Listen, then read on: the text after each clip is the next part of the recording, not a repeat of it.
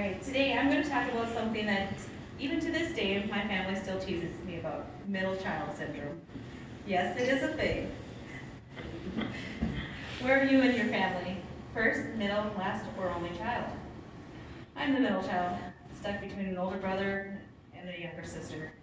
Not saying it's a bad thing. Middle children have their own place in their families. Studies have shown that their development is higher. They tend to know how to cope with difficulties of life that makes them stronger in the outcome. I'm going to tell you about some of the interesting facts that I've found about how others see middle children through different studies and theories. There are many benefits to being a middle child. Growing up, I was a quiet child. I know it's hard for those who know me to believe. I could sit in a room and not be noticed. Middle children are more relaxed by the time the next child, With middle children, parents know what to expect since they've had a trial run of sorts with the oldest. They're a little more relaxed by the next time the child comes into the picture. An article written for The Telegraph in the UK by Catalina Strogan, she wrote about a research that was done by Kathleen Solom, an associate professor of psychology. Dr. Solom stated in her book, The Secret Power of Middle Children, middles are self-aware and flexible. Dr. Solom believes that being a middle child is the best spot in the family after doing her research for the last 24 years. Lynn Griffin, a nurse, wrote an article called The Secret Powers of Middle Children for Psychology Today. She stated that although middles are neglected by both parents and researchers, they can benefit from this in the long run. This makes them more independent, able to think outside the box, and be more empathetic, thus making them great team players and partners.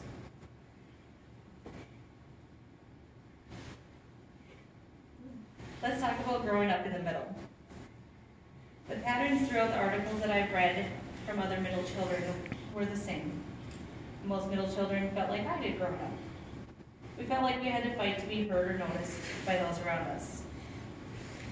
From the different online platforms I read, others said they felt like this caused self-esteem issues for them and made it hard to make friends, not because they couldn't, but because they were too shy or insecure to try.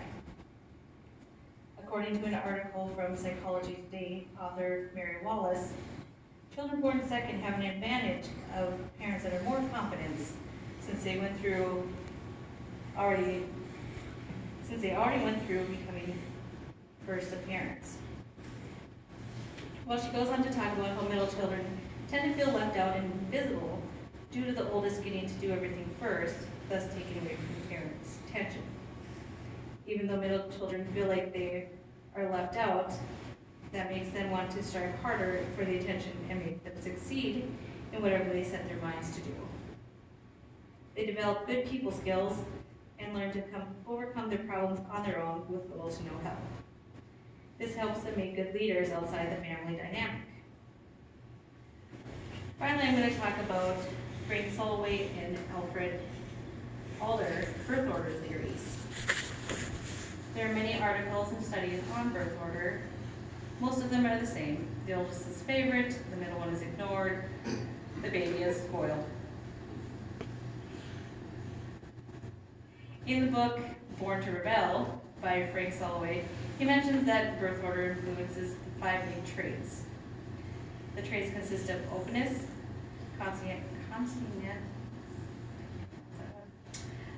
extravagance, agreeability, and narcissism.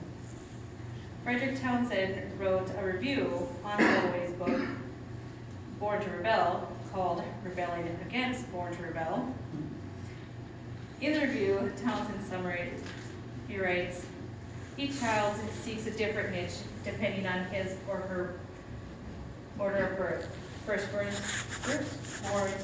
receive the most undiluted attention from parents and become supporters of the status quo. Middle children are more rebellious, but tend to be nonviolent mediators, while the last are warm Lastborns are more downtrodden of the family and become true revolutionaries.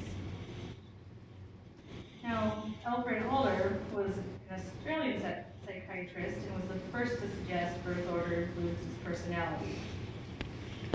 Alder's birth order theory, explained by an article from Health Search Funding, states, the oldest may feel like there's higher expectations for them, so they feel like they have more power, and they tend to need more encouragement to help out. Middle children tend to feel like they don't receive any attention, so they strive for significance.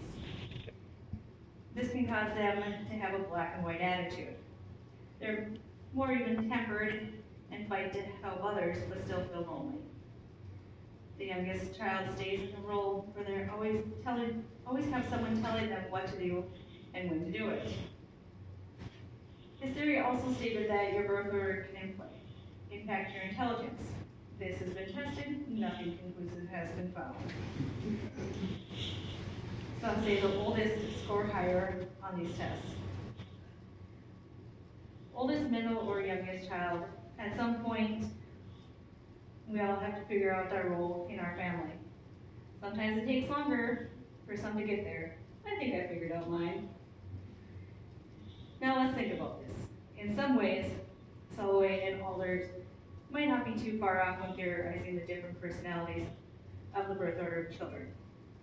The oldest are leaders, the middle children are peacekeepers, the youngest are rebels. But every family is different. And for all you those middle kids out there, no matter how overlooked we were growing up, this meant we got away with more.